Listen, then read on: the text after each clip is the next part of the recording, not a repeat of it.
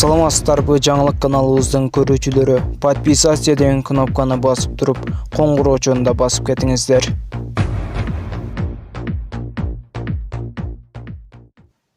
Өкмөттүн Баткен облусундагы ыйгарым укуктуу өкүлү Абдикарим Алимбаев, Түркия Республикасынын Кыргыз өлкөсүндөгү атайын жана ыйгарым укуктуу элчиси Ахмет Садык Туган менен жолукту. Бул тууралуу өкүлчүлүктөн билдиришти. Маалыматка ылайык жолугушууга президенттин Баткен облусунун чек ара аймактарын калыбына келтирүү жана өнүктүрүү боюнча атайын өкүлү Мамыржан Рахимов, элчинин дин иштери боюнча кызматынын жетекчиси Нурсел Өзтүрк, Түрк кызматташтык жана координация агенттигинин координатору Осмон Уста да катышты. Элчи Ахмет Садык Туган мырза, биринчи кезекте чек арадагы куралдуу жаңжалга байланыштуу жоготууларды терең кайгыруу менен кабыл алганын билдирип, жалпы Түркия элинин атынан Баткен элине көңүл айтты.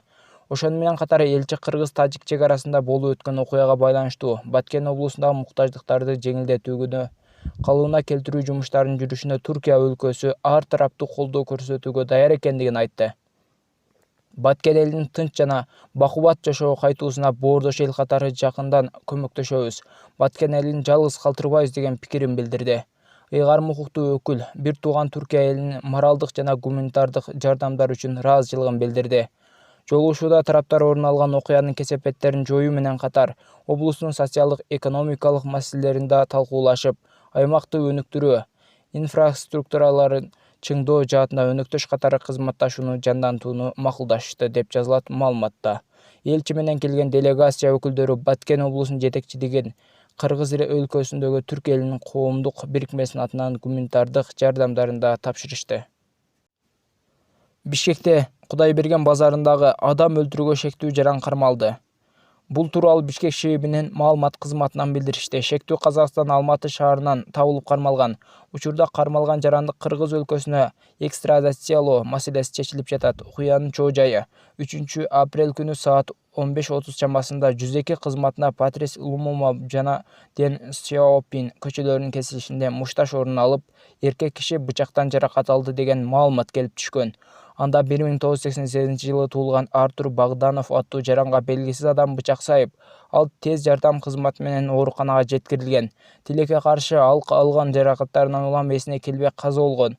Ошол күнү Богдановдун жумушуна 3 досу келгени, арасында 32 жаштагы Николай Алексеев аттуу тууганы болгону, алардын ортосунда пикир келишпестик болуп, тууганы бычак менен сайып жибергени далилденген. Бул факты кылмыштардын жана жоруктардын бирдиктүү реестрине 130 берене адам өлтүрүү менен катталып, иликтөө иштери башталган. Шектүү Николай Алексеевди издөө иштери башталып, чек араларга да билдирүү жиберилген. Издөө жана кармоо иштери тынымсыз жүрүп жаткандыгы маалымдалган болчу.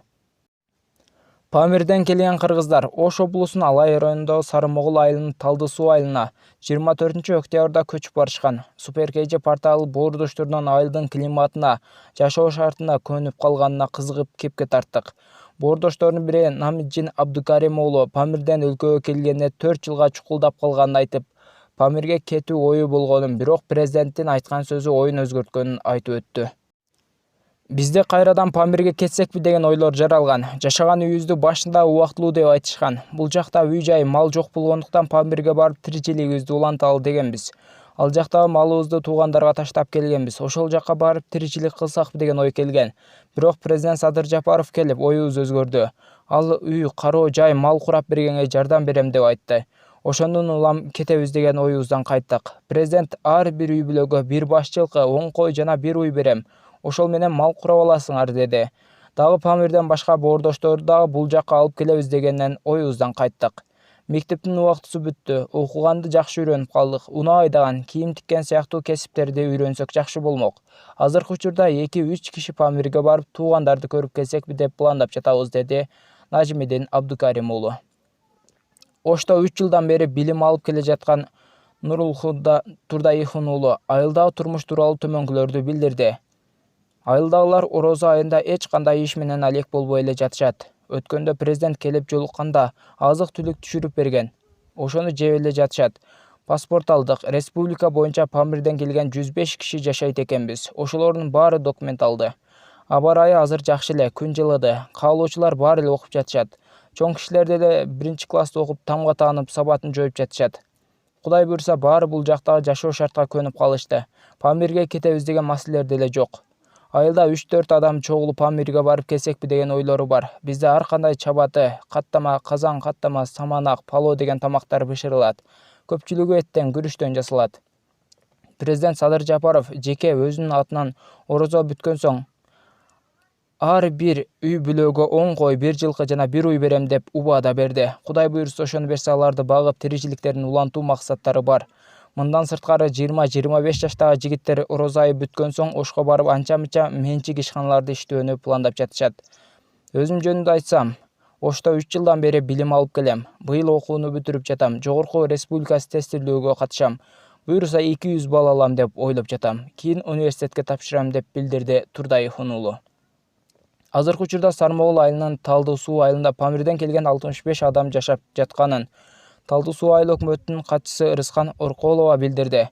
Учурда Алай районундагы Талды суу айылында Памирден келген 65 адам жашайт. Алардын ичинен 39-18 жашка чейин, калгандары андан жогору курактагылар мектепте 44 адам билим алууда. Буга чейин үй тирчилигине тийиштүү жумуштарды үйрөтүү иштерин жүргүзүп келгенбиз.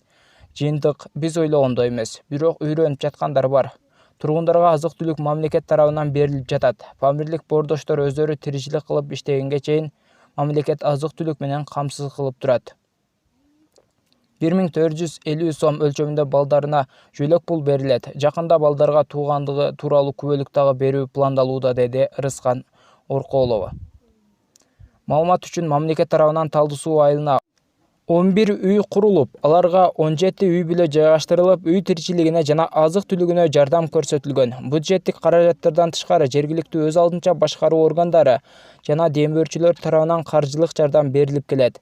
Алай районунун Талды суу айылында жашап жаткан памирлик кыргыздарга паспорт берилген. Анда жалпы 44 жаранга ички жарандык паспортун өкмөттүн Ош облусундагы ыйгарым укуктуу өкүлү Жарасул Абдурайымов тапшырган. Президент Садыр Жапаров 2021 жылдын 16 апрель күнү Кыргыз Республикасынын жарандыгына кабыл алуу жөнүндө жарлыкка кол койгон.